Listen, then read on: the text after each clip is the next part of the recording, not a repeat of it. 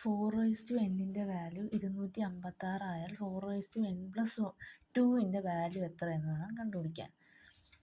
നമുക്കിവിടെ 4:n value 256 തന്നിട്ടുണ്ട്. ആദ്യം ഇതിന് എന്ത് ചെയ്യണമെന്ന്, ആദ്യം ഇത് 4ൻ്റെ ഫാക്ടോറിയലായിട്ട് എഴുതാം. അതിന് വേണ്ടിയിട്ട് നമുക്ക് 256 ഫാക്ടറൈസ് ചെയ്യാം. എന്തുകൊണ്ട്? 4 കൊണ്ട് ഫാക്ടറൈസ് ചെയ്യണം. എന്തിനാ? 4ൻ്റെ പവറിൽ എഴുതാൻ വേണ്ടിയിട്ട്. 4 കൊണ്ട് ഫാക്ടറൈസ് ചെയ്യാൻ നോക്കിക്കഴിഞ്ഞാൽ നമുക്ക് 25 എത്ര 4 അടങ്ങുമെന്ന് നോക്കണം. നമുക്കറിയാം 6 × 4 = 24. ബാക്കി ശിഷ്ടം 1 ഉണ്ട്, അതായത് 16 ഉണ്ട്. 16 എത്ര തവണ? 4 തവണ. വീണ്ടും നമുക്ക് 4 കൊണ്ട് ഡിവൈഡ് ചെയ്യാം. ഒരു തവണ 4 ഉണ്ട്. 14 ആകുമ്പോഴത്തേക്കും 6 തവണ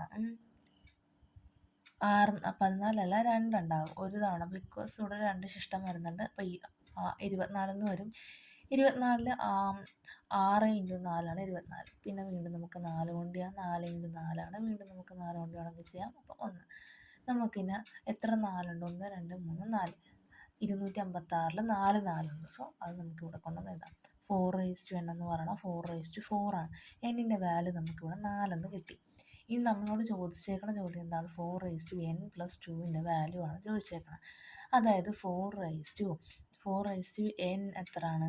4 + 2, അതായത് 4:6. 4:6 എന്ന് എങ്ങനെ വേണം നമുക്ക് എഴുതാം? അത് നമുക്ക് ഓൾറെഡി അറിയാം. 4:4 വാല്യൂ 256 ആണ്. അപ്പോൾ 4:4 വാല്യൂ 256 ആകുമ്പോൾ നമുക്ക് ജസ്റ്റ് എന്ത് ചെയ്യുക? 256 വീണ്ടും ഒരു 4 കൊണ്ട് മൾട്ടിപ്ലൈ ചെയ്യുക. നമുക്ക് 6 4 24, 4 ശിഷ്ടം 2, 20 22, 2 ശിഷ്ടം 2, 8 2 10. വീണ്ടും ഒരു 4 കൂടിയാണ്. അതായത് ഇപ്പം ഇത് 4:4 ആണ്.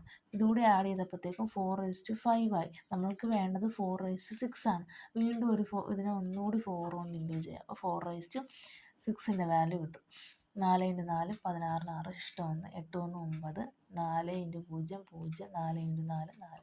സോ 4:6 എന്ന് പറയുന്നത് 4096 എന്ന് കിട്ടും.